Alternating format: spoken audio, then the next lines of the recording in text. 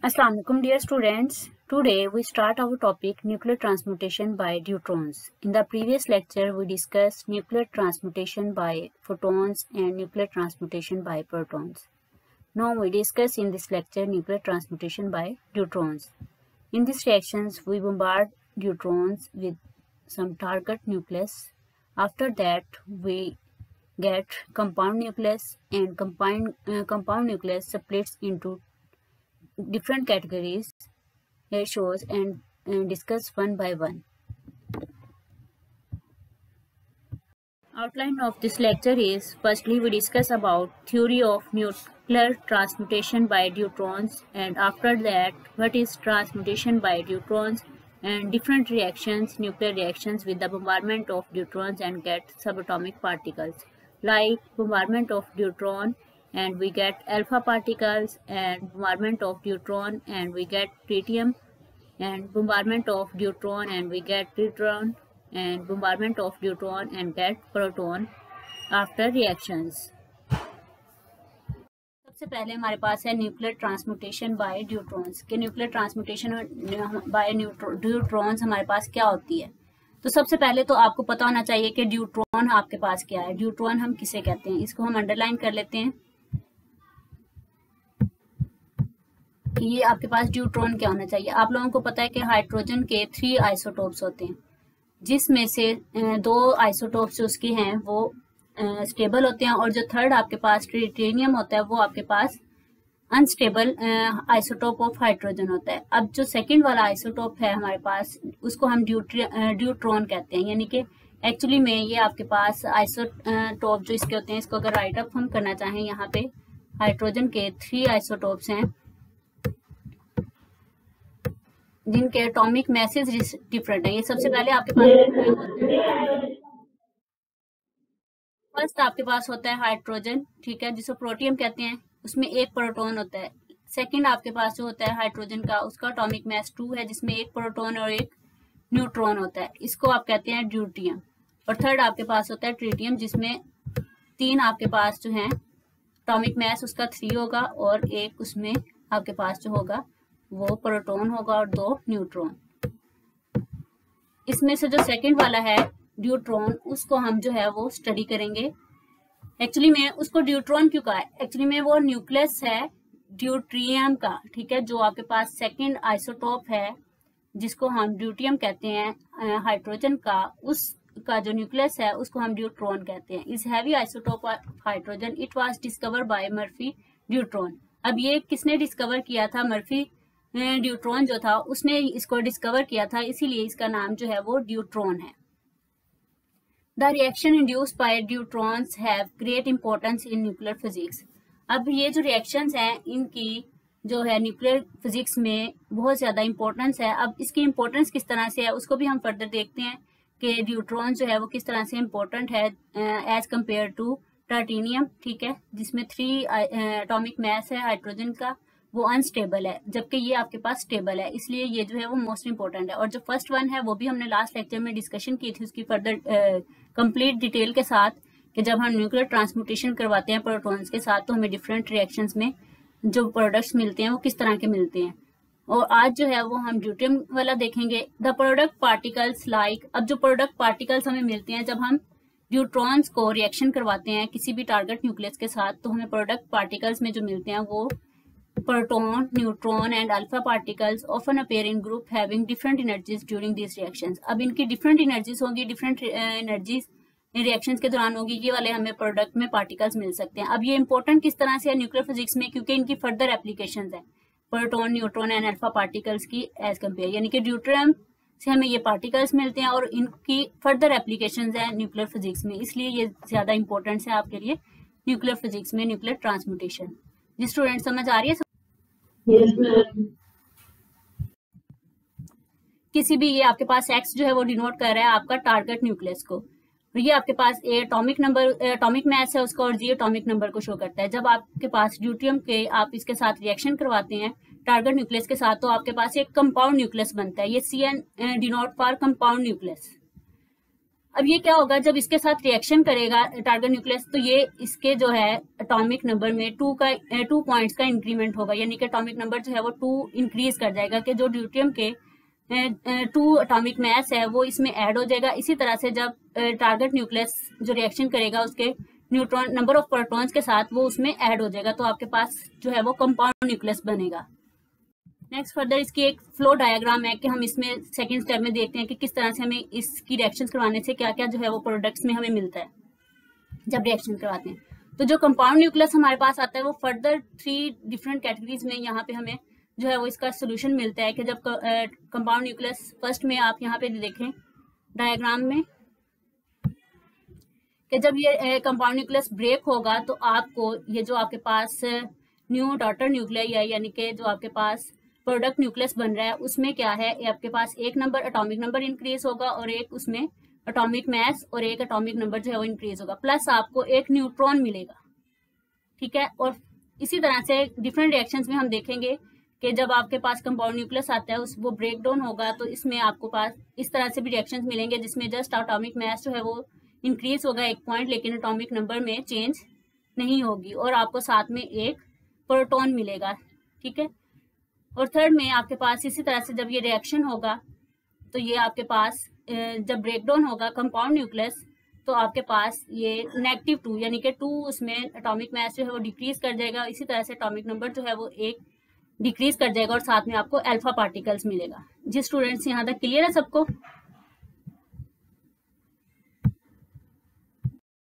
Next है nuclear transmutation bye neutrons. इसमें 2 processes Other 2 processes are as the target nucleus splits into proton and neutron by the action of Coulomb force when a neutron passes near the target nucleus।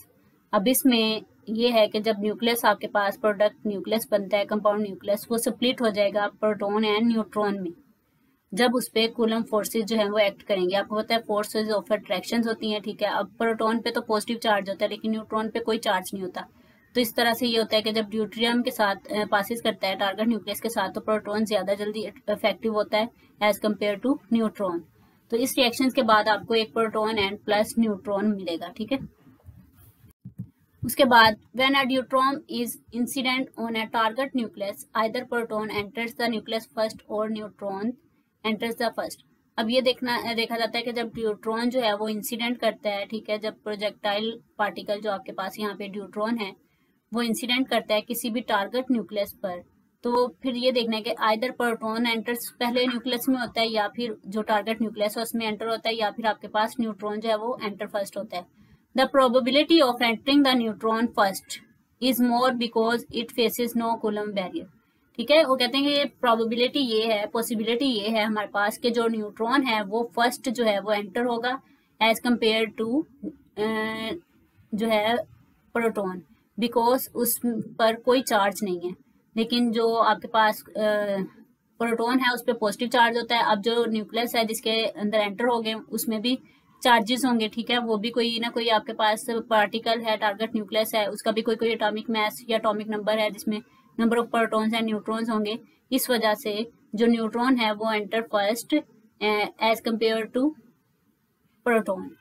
If neutron reaches first, अगर neutron first में जाता है फिर आपके पास reaction किस तरह का होगा, न्यूट्रॉन प्लस ये आपके पास टारगेट न्यूक्लियस है, इसका रिएक्शन करवाएंगे, ये आपके पास कंपाउंड न्यूक्लियस बनेगा प्लस प्रोटॉन आपको मिलेगा। ये कंपाउंड न्यूक्लियस में एक ऐड हो जाएगा एटॉमिक मास में 1 नंबर और जी जो है वो उसी तरह से रहेगा, साथ में आपको एक प्रोटॉन मिलेगा। इफ प्रोटॉन रीचेज फर्स्ट, अगर प्रोटॉन फर्स्ट में पहुंचता है तो फिर इसका रिएक्शन किस तरह होगा, इसमें आपको न्यूट्रॉन मिलेगा। देखें, जिसमें न्यूट्रॉन फर्स्ट में मिलेगा उसको आपको रिएक्शन के बाद जो है वो प्रोटॉन मिलेगा, जिसमें प्रोटॉन स्टार्ट में पहुंचेगा उसमें आपको बाद में जो है वो न्यूट्रॉन मिलेगा। लेकिन इसमें ये रिएक्शन में डिफरेंट आएगा कंपाउंड न्यूक्लियस में कि जो न्यूट्रॉन फॉल करेगा तो वो उसमें एटॉमिक नंबर 1 न्यूट्रॉन का 1 नंबर ऐड हो जाएगा एटॉमिक मास में, और जब प्रोटॉन एंटर होगा आपको पता है कि उसमें जो है एक एटॉमिक मास में इंक्रीज हो जाएगा और एक एटॉमिक नंबर में इंक्रीज हो जाएगा और साथ में आपको न्यूट्रॉन मिलेगा।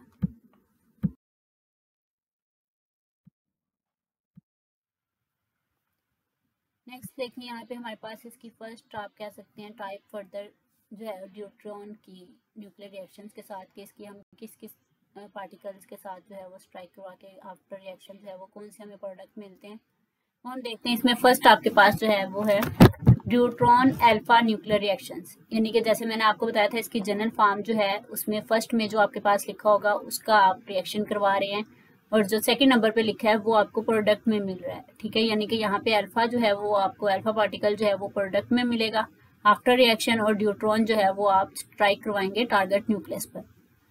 The neutrons are accelerated up to energy of several mega electron volt in a cyclotron। अब ये जो रिएक्शंस हैं वो हम कहाँ पे एक्चुअली में करवाते हैं। साइक्लोट्रॉन आपने जो है वो लास्ट न्यूक्लियर फिजिक्स 1 में पढ़े हैं, बीटाट्रॉन, साइक्लोट्रॉन, इस तरह के रिएक्शंस, ठीक है, एक्सीलरेटर्स, वो सारे जो हैं उनमें हम ये जो रिएक्शन जो हैं वो करवा के और आफ्टर रिएक्शन जो है वो जो प्रोडक्ट हमें मिलते हैं वो हम वहाँ पे स्टडी करते हैं।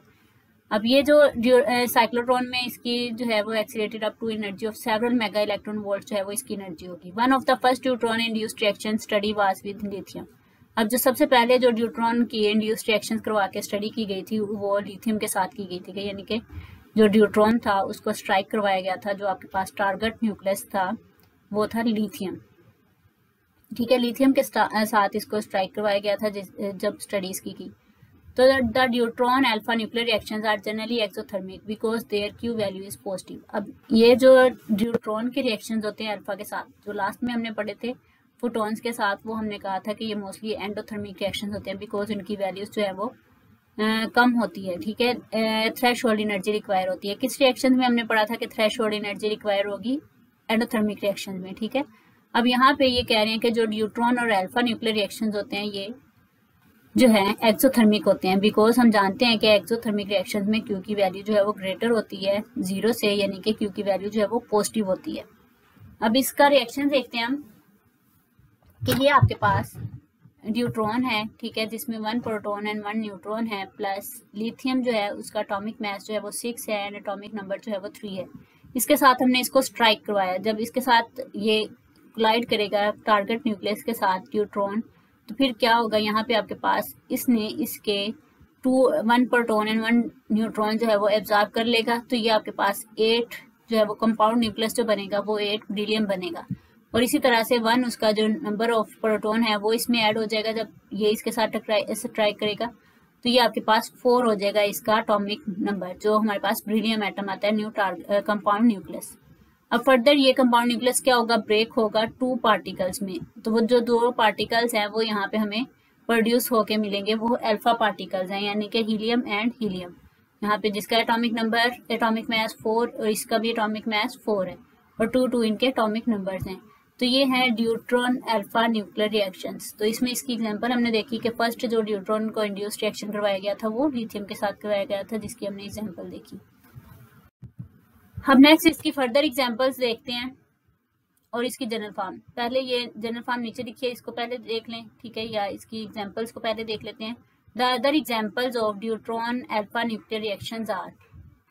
अब इसकी अदर एग्जांपल्स क्या हैं कि जो हमारे पास ड्यूट्रॉन है, जब उसको साथ जो रिएक्शन करवाया जाएगा ऑक्सीजन के साथ, जो कि आपके पास टारगेट न्यूक्लियाई है, तो ये क्या करेगा, इसके 1 number of protons and neutrons जो है इसको अब्जॉर्ब कर लेगा, 2 एटॉमिक मास इंक्रीज कर जाएगा, जो कि हमारे पास फ्लोरीन का होता है, तो ये 18 हो जाएगा। इसी तरह से 1 इसका जो प्रोटॉन है वो ऐड कर लेगा, तो ये 9 हो जाएगा।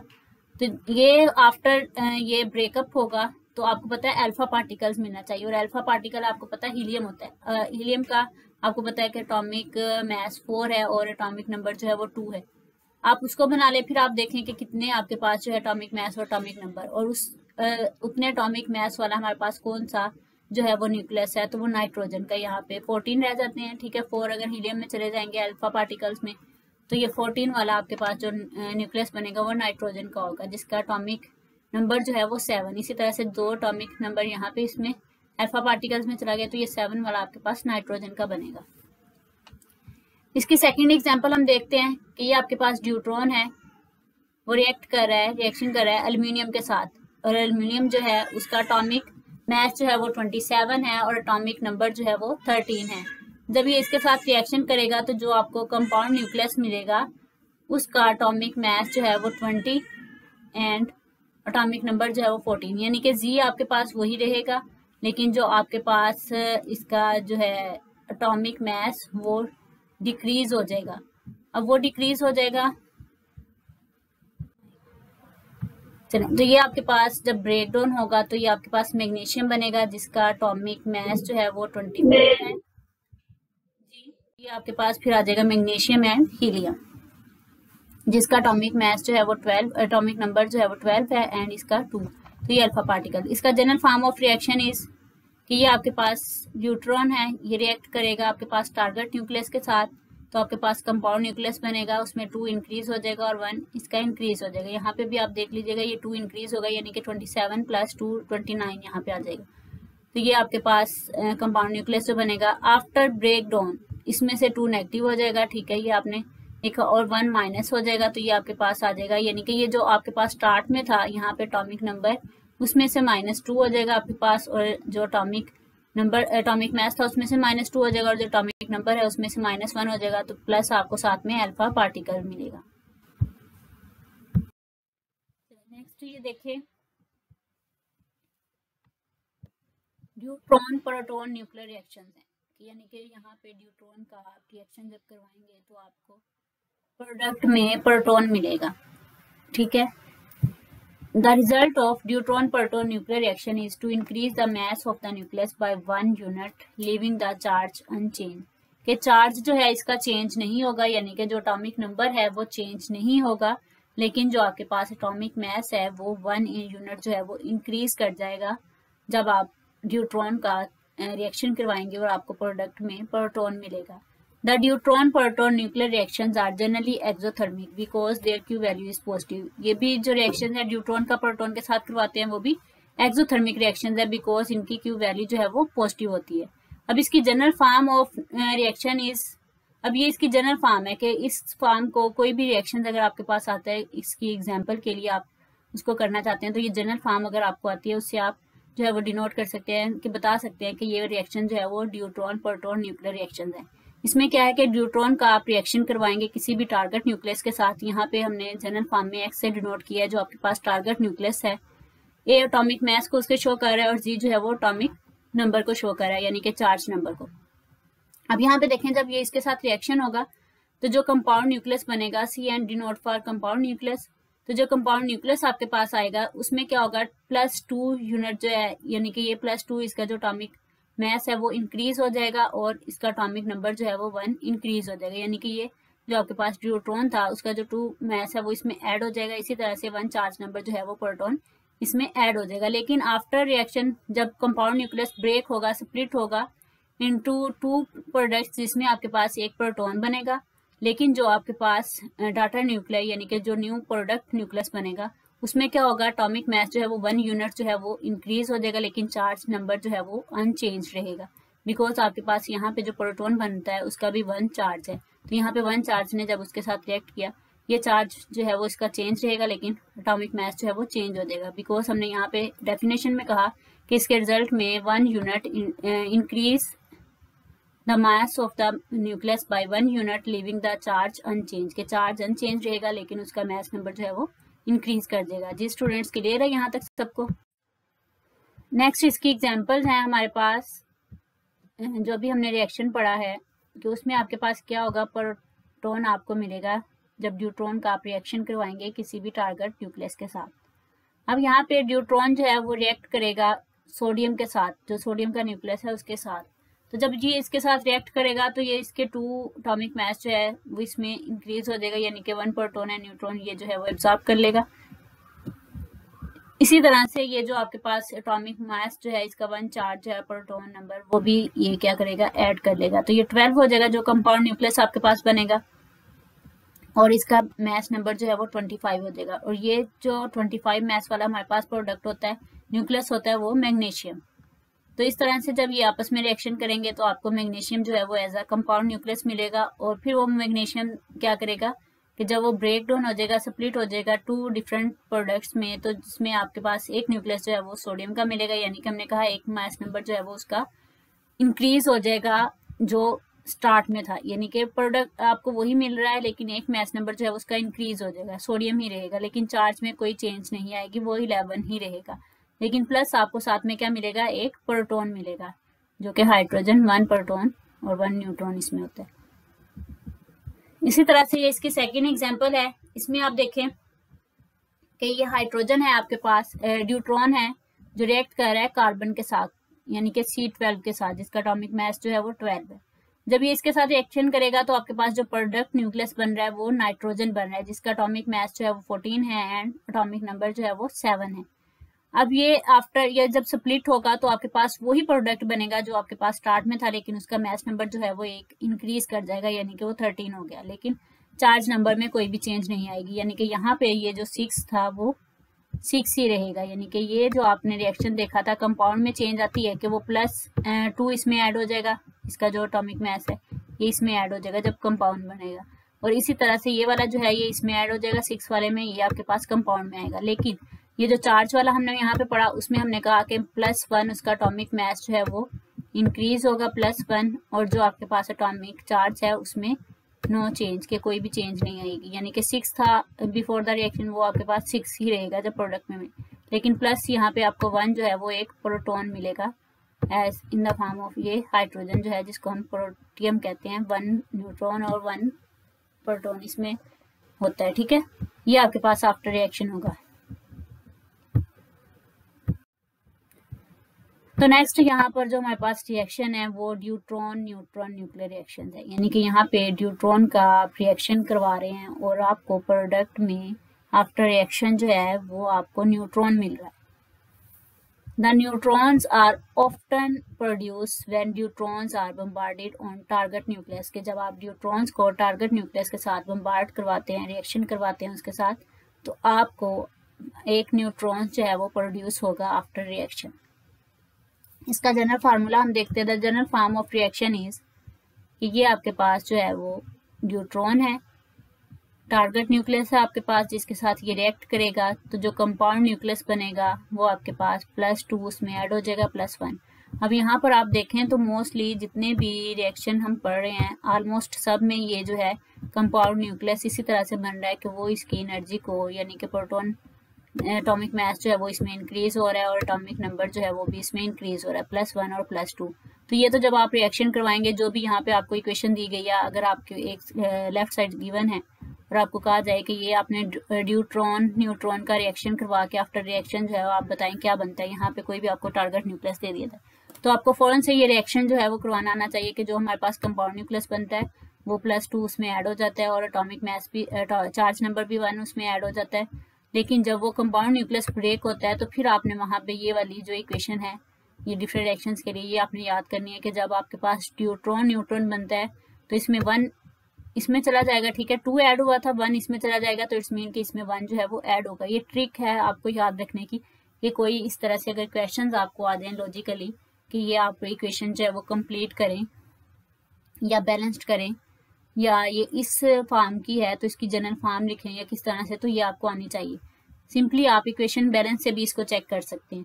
और सेकंड यहाँ पे एटॉमिक नंबर जो है वो भी 1 जो है वो इंक्रीज हो जाएगा, +1 आपको न्यूट्रॉन मिलेगा, क्योंकि ड्यूट्रॉन न्यूट्रॉन न्यूक्लियर रिएक्शन है तो यहाँ पे आपको न्यूट्रॉन मिलेगा। तो ये इसकी जनरल फॉर्म है। नेक्स्ट फर्दर इसकी हम एग्जांपल्स देखते हैं। अब इसकी एग्जांपल्स में देखें, फर्स्ट आपके पास ड्यूट्रॉन जब रिएक्ट कर रहा है आपके पास कार्बन के साथ तो ये आपके पास नाइट्रोजन बनता है, यानी कि +2 इसमें ऐड हो गया आपके पास, ये 12 और ये +2 इसका एटॉमिक मास इसमें ऐड हो गया, और ये आपके पास इसका 1 जो है इसके 6 के साथ ऐड हो जाएगा। जो कंपाउंड न्यूक्लियस आपके पास बनेगा वो नाइट्रोजन 14 जिसका एटॉमिक मास है और 7 जो है वो उसका एटॉमिक नंबर है, यानी कि चार्ज नंबर। तो ये आपके पास कंपाउंड न्यूक्लियस बनेगा। जब ये ब्रेक डाउन होगा, स्प्लिट होगा 2 डिफरेंट पार्टिकल्स में, तो ये आपके पास एक जो है वो न्यूट्रॉन बनेगा और सेकंड आपके पास जो है वो नाइट्रोजन बनेगा। लेकिन इसका जो मास है वो ये जो आपके पास ओरिजिनल जिसके साथ आप रिएक्शन करवाए थे +1 इंक्रीज होगा एटॉमिक मास, तो ये 12 + 1 आपके पास 13 आ जाएगा, और इसी तरह से ये 6 है, ये भी +1 ऐड होगा तो ये आपके पास आ जाएगा 7 प्लस आपको 1 न्यूट्रॉन मिलेगा। सेकंड, अब इसकी एग्जांपल देखें बेरिलियम के साथ। जब न्यूट्रॉन को हम टारगेट न्यूक्लियस जो कि हमारे पास बेरिलियम है उस पर बम्बार्डमेंट करवाते हैं तो आपके पास क्या आता है कि इसका जो 2 मास नंबर इंक्रीज करके ये ब्रॉन आपके पास आ जाता है, और इसी तरह से इसका एटॉमिक नंबर भी जो है वो 1 यूनिट इंक्रीज कर जाता है, यानी कि 5 हो जाता है 4 से। लेकिन जब ये आपके पास ब्रॉन स्प्लिट होगा तो ये क्या बनाएगा आपके पास बोरॉन, जिसका एटॉमिक मास जो है वो 10 है और आपके पास एटॉमिक नंबर जो चेंज है। अब सेकंड आप इसको इस तरह से भी लिख सकते हैं कि ये आप अगर इसको जनरल मतलब यहाँ पे ए और एक्स हमने लिखा था, अगर इसी को देखते हुए आप लोगों ने करना है तो फिर इसको देखते हुए करना है कि 1 इंक्रीज हो रहा है और नीचे वाला जो है वो आपके पास 1 वो भी इंक्रीज हो रहा है।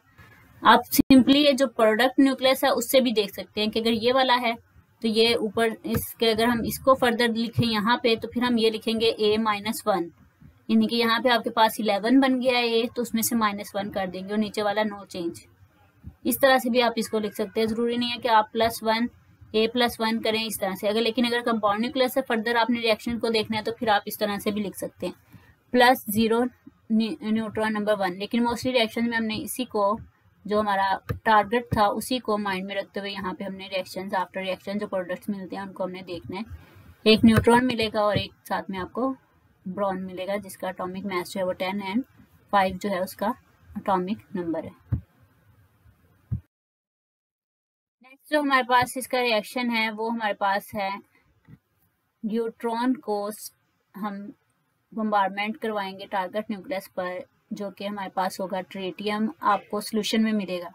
ठीक है, किसी न्यूट्रॉन का रिएक्शन करवाएंगे हम किसी भी टारगेट न्यूक्लियस के साथ तो आपको आफ्टर रिएक्शन जो है वो ट्रिटियम मिलेगा, यानी कि ट्रिटियम मीन के जो थर्ड आइसोटोप जो है वो हमारे पास प्रोड्यूस होगा जो कि हाइड्रोजन का है, लेकिन ये अनस्टेबल होता है। ये आपने माइंड में बात रखनी है कि जो फर्स्ट 2 आइसोटोप्स हैं हाइड्रोजन के वो स्टेबल हैं, लेकिन जो लास्ट वन है वो अनस्टेबल है। The general form of reaction is, अब इन रिएक्शंस की जनरल फॉर्म आप देखें कि ये ड्यूटेरियम को आप स्ट्राइक करवा रहे हैं टारगेट न्यूक्लियस के पास। ये एक्स जो है वो आपके पास टारगेट न्यूक्लियस है जिसका एटॉमिक मास है ए है और एटॉमिक नंबर जो है वो जी। अब जब ये इसके साथ स्ट्राइक करेगा तो जो आपके पास कंपाउंड न्यूक्लियस बनेगा उसमें 2 प्लस आपके पास एटॉमिक मास इंक्रीज हो जाएगा 2 यूनिट और प्लस जो एटॉमिक नंबर है वो +1 यूनिट जो है वो इंक्रीज हो जाएगा, यानी कि जो आपके पास चार्ज नंबर है। अब आफ्टर रिएक्शन ये क्या होगा, आपके पास एटॉमिक मास जो था वो -1 हो जाएगा, यानी कि 1 यूनिट जो है वो डिक्रीज हो जाएगा और लेकिन no change on the charge. अब जैसे कि मैं बोलती हूँ ये आप इसको वर्डिंग में भी लिख सकते हैं इस रिएक्शंस को, मतलब अगर डेफिनेशन आ जाए तो आप इसी को अपनी वर्डिंग में लिख लें कि जब when neutron is bombard on a target nucleus after reaction 1 tritium produce and 1 unit decrease from the product nucleus. ठीक है, इस तरह से अपनी वर्डिंग में भी आप इसको लिख सकते हैं। तो ये फिर इसमें से -1 होगा तो वो फिर उसमें ऐड होके आपके पास ट्रिटियम आ जाएगा जो कि अनस्टेबल आइसोटोप है हाइड्रोजन का। इसकी एग्जांपल आप देखें कि जब न्यूट्रॉन को स्ट्राइक करवाया जाए, बम्बार्डमेंट करवाई जाए लिथियम के साथ जिसका एटॉमिक मास जो है वो 7 है एंड 3 उसका एटॉमिक नंबर है, तो आपके पास प्रोडक्ट न्यूक्लियस में ब्रिलियम बनता है जिसका एटॉमिक नंबर जो है 4 है एंड एटॉमिक मास जो है वो 9 है, यानी कि 2 ये इंक्रीज कर जाएगा आपके पास और 1 जो है वो इंक्रीज कर जाएगा ये आपके पास, यानी कि ये 3 से +1 इसमें ऐड हो जाएगा 4 हो जाएगा और ये 7 + 2 होके 9 हो जाएगा आपके पास, यानी कि ये 2 इंक्रीज कर जाएगा। लेकिन जब ये ब्रेक डाउन होगा तो आपके पास ये एक तो ट्रिटियम बनेगा, क्योंकि हमारी जो डेफिनेशन है जो हमने पढ़े हैं न्यूट्रॉन का रिएक्शन करवा के हमें ट्रिटियम मिलता है न्यूक्लियर रिएक्शन में, तो ये 3 बन जाएगा। अब इक्वेशंस को भी आप साथ साथ देख सकते हैं बैलेंस करने के लिए। जब ये 3 बन जाएगा तो यहाँ पे ऑटोमेटिकली आपके पास 6 रह जाएगा, क्योंकि 7 + 2 आपके पास एटॉमिक नंबर 9 थे, यानी कि ठीक है number of protons and neutrons, तो यहाँ पे भी 3 + 6 9 हो जाएंगे। तो ये लिथियम बन जाएगा जो कि आपके पास पहले था, यानी कि आप सिंपल कह सकते हैं कि a-1 हो गया, यानी कि a आपके पास पहले 7 था तो ये 7 - 6 हो जाएगा। ये जो था वो 7 था, 7 - 6 हो के आप -1 हो जाएगा, तो ये आपके पास आ जाएगा 6। इसी तरह से नीचे आपके पास जो चार्ज है, charge atomic number 4 no change, कि उसमें कोई चेंज नहीं आएगी, जो पहले था आपके पास 3 वही आपके पास आफ्टर रिएक्शन होगा। तो ये इसकी न्यूट्रॉन ट्रिटियम न्यूक्लियर रिएक्शंस की एग्जांपल्स हैं। हमारे पास है ड्यूट्रॉन का ड्यूट्रॉन के साथ न्यूक्लियर रिएक्शन। ये इंटरेस्टिंग भी है, इम्पोर्टेंट भी है। तो इसको हम देखते हैं कि इसमें 2 केसेस हमारे पास 2 डिफरेंट वेज आ जाते हैं जिसमें हम रिएक्शंस करवाते हैं कि ड्यूट्रॉन का करवाएं रिएक्शन और आपको आफ्टर रिएक्शन भी ड्यूट्रॉन ही मिले। तो उसको हम देखते हैं। The most interesting cases of deuteron bombardment is that in which target contains deuterons, कि ये बहुत इंटरेस्टिंग केसेस हैं जिसमें हम ड्यूट्रॉन की ही बम्बार्डमेंट करवा रहे हैं और आफ्टर रिएक्शन जो है वो टारगेट के बाद आपको ड्यूट्रॉन ही मिले। The deuterium target have been made by freezing deuterium oxide or heavy water on to a surface kept cool by liquid air। कि ये रिएक्शन जो है वो किस तरह से होता है, उसमें बताया जा रहा है कि अगर वो फ्रीजिंग कर लेते हैं अगर ड्यूटेरियम ऑक्साइड को, या उसमें हैवी वाटर जो है वो उसकी सरफेस पे रहता है, उसको कूल किए रखता है बाय लिक्विड एयर के साथ, तो फिर ये जो है इस तरह का रिएक्शन जो है वो हमारे पास आता है। The excited compound nucleus can disintegrate in 2 ways. अब जो हमारे पास कंपाउंड न्यूक्लियस बनता है, ठीक है, आफ्टर ड्यूट्रॉन के रिएक्शन के साथ टारगेट न्यूक्लियस के बाद, वो डिसइंटीग्रेट 2 वेज में हम उसको कर सकते हैं, कि 2 वेज में हम उसको देख सकते हैं कि वो किस तरह से बनता है। जी, फर्स्ट केस जो है हमारे पास, उसमें देखेंगे किस तरह से वो रिएक्शन करेगा और आपको वो मिलेगा। In first case a proton and a new isotope of hydrogen called tritium are formed. के फर्स्ट केस में हमारे पास एक तो प्रोटॉन और एक न्यू आइसोटोप जो हमारे पास हाइड्रोजन का होता है, ट्रिटियम, वो बनेगा, ठीक है, जो कि हमें पता है कि अनस्टेबल होता है, वो स्टेबल नहीं है। उसको थोड़ा सा और स्टेबल करने के लिए फिर हम सेकंड केस करते हैं, सेकंड स्टेप भी करेंगे। The tritium is unstable having half life of about 12 years. ये अनस्टेबल होता है जिसकी हाफ लाइफ जो है वो ऑलमोस्ट 12 ईयर्स होती है। अब यहाँ पे ये रिएक्शन देखें ड्यूट्रियम का, हम ड्यूट्रियम के साथ ही करवा रहे हैं रिएक्शन, ठीक है।